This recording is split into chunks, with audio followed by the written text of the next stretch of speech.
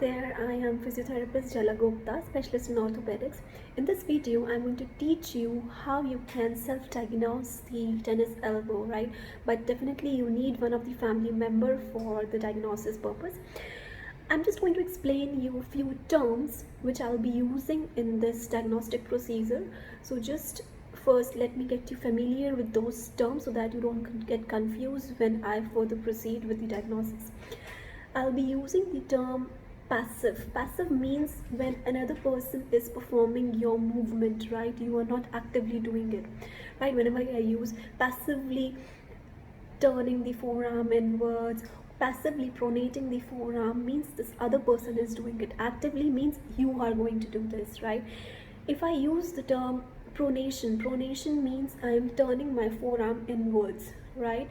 If I use the term extension means any joint backward bending, either finger, index finger, if I use the term middle finger, if I use the term ring finger, right?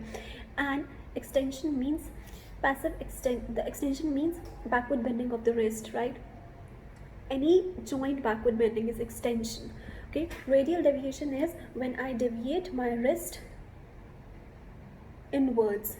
Ulnar deviation is when I deviate my wrist outward, right? So radial deviation is inwards. So do remember these terms to understand the self-diagnostic procedure. Now proceeding to the Mills test.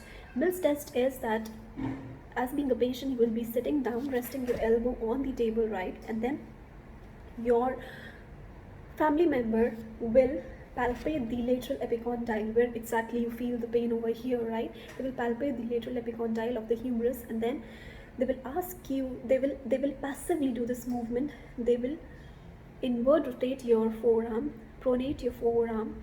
They will, after rotating the forearm, that will be done against resistance, right? So they will be taking it inward and you will be taking it outward, the forearm, right?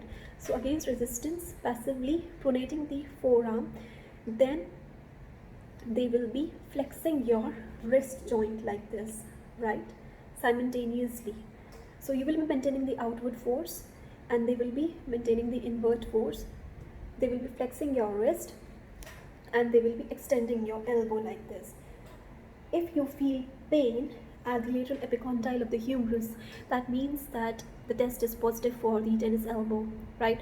Another test is your Cozine's test. In Cozine's test, you will be sitting like this, resting your elbow over here, and the examiner, your family member, will ask you to inward rotate your wrist, then inward rotate your forearm, make a fist, and then keep it over here and radially deviate, right? So inwards radially deviate.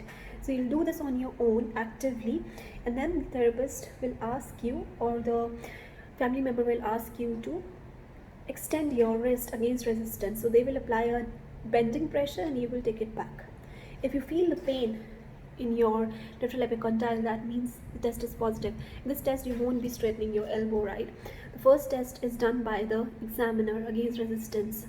You will not do it. The second test will be done by you. Only extension will be resisted by the family member, right? The third test was the Moziller's test. In this, you keep all the fingers on the table like this, right? Your family member will ask you to keep all the fingers on this table, on the straight on the table. Your forearm will be in this position, and then they will keep one of their finger on your middle finger, right? And they will ask you to lift your middle finger. If you are unable to do so, and if you feel pain in the lateral epicondyle of humerus, means the test is positive, right? These are the three tests, confirmatory tests. If these are positive, means you have tennis elbow, not the golfer's elbow. Okay, now see my next video for the treatment session of the tennis elbow self-rehabilitation protocol. Bye bye.